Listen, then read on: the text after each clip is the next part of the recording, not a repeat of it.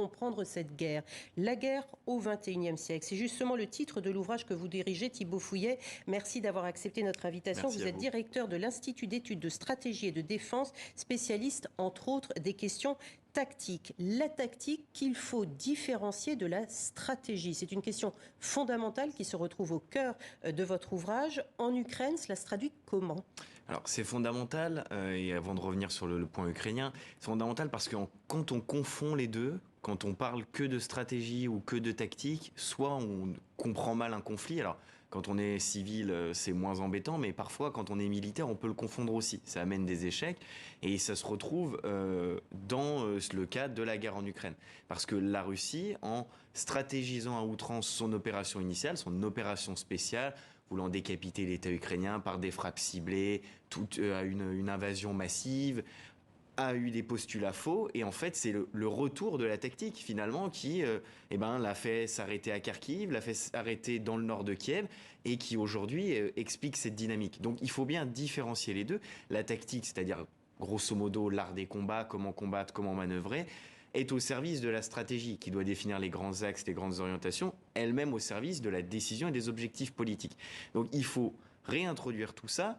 Et c'est aussi important de bien les différencier dans le cas de l'exemple du précédent, là, sur la Crimée. En fait, elle est au carrefour des trois, mais les frappes, par exemple, sur l'état-major naval à Sébastopol, n'ont pas les mêmes objectifs ou les intérêts, qu'ils soient tactiques ou stratégiques. Stratégiquement et politiquement, c'est un symbole. Ça montre que l'Ukraine frappe dans la profondeur, va frapper au cœur du symbole militaire russe. Mais tactiquement, ça a aussi un intérêt. Et il n'est pas le même. C'est de frapper une base arrière, de desserrer le taux naval, par exemple, voire même de frapper ces lignes d'approvisionnement de la Crimée sur le front. Donc vous voyez, il faut différencier pour mieux comprendre. Est-il possible au jour d'aujourd'hui de dire qui de l'armée ukrainienne ou de l'armée russe l'emporte justement en termes tactiques ? Alors, il y a deux notions qui sont très différentes. Il y a la tactique en termes d'efficacité, donc qui est le plus efficace dans le combat. Là-dessus, les Ukrainiens ont dans un premier temps été plus efficaces, ce qui a expliqué ses capacités défensives, les lents progrès qu'avaient eu les Russes dans le saillant de Severodonetsk et ensuite à Bakhmout. Forcément, ça s'est progressivement équilibré. Donc, il y a cette question d'efficacité tactique où les Ukrainiens ont démontré un vrai savoir-faire et sont montés en compétence au fil des livraisons occidentales. Et ensuite, il y a la tactique en termes de lignes d'opération aujourd'hui qui avance. Et sur les lignes de front, on voit bien que la contre-offensive ukrainienne progresse, mais elle progresse lentement parce que, justement, ces présupposés tactiques de la contre-offensive actuelle ne sont pas les mêmes que ceux qu'on avait vus l'an dernier avec Kharkiv, Kherson.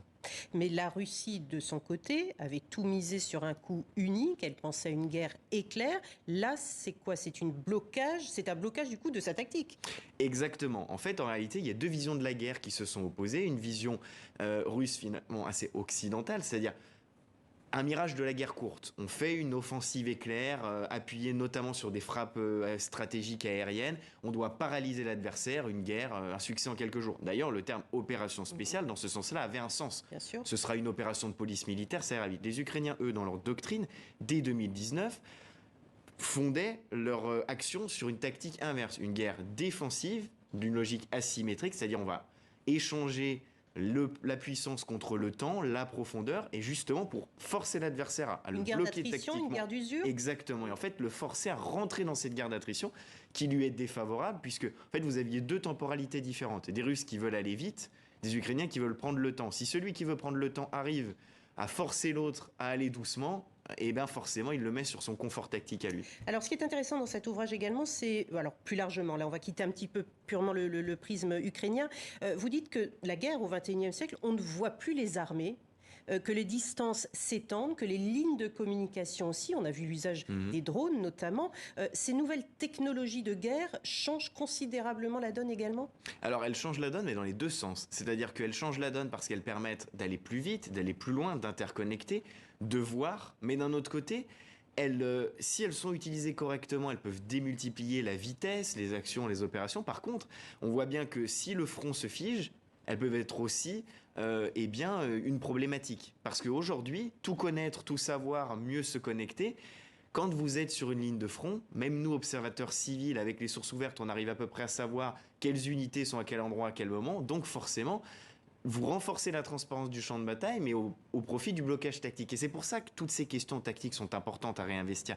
Parce qu'il faut recomprendre ces dynamiques et il faut comprendre pourquoi les mêmes systèmes d'armes, les mêmes technologies peuvent être parfois décisives et parfois, dans un autre contexte tactique, plutôt un handicap. Il nous reste 30 secondes. Est-il possible aujourd'hui de définir le futur de la guerre? Vous parlez de la guerre hybride, de la guerre tactique dans l'espace, c'est tout le dernier chapitre. Les nations travaillent sur ça quotidiennement, les ministères de la Défense? Oui, exactement. Et l'enjeu majeur, c'est de réinvestir ces questions parce que si on repense la tactique, on comprend mieux les opérations de demain et donc on peut essayer de mieux s'y préparer. Merci beaucoup, c'était limpide. Merci Thibault Fouillet Merci à d'être vous. venu dans notre journal.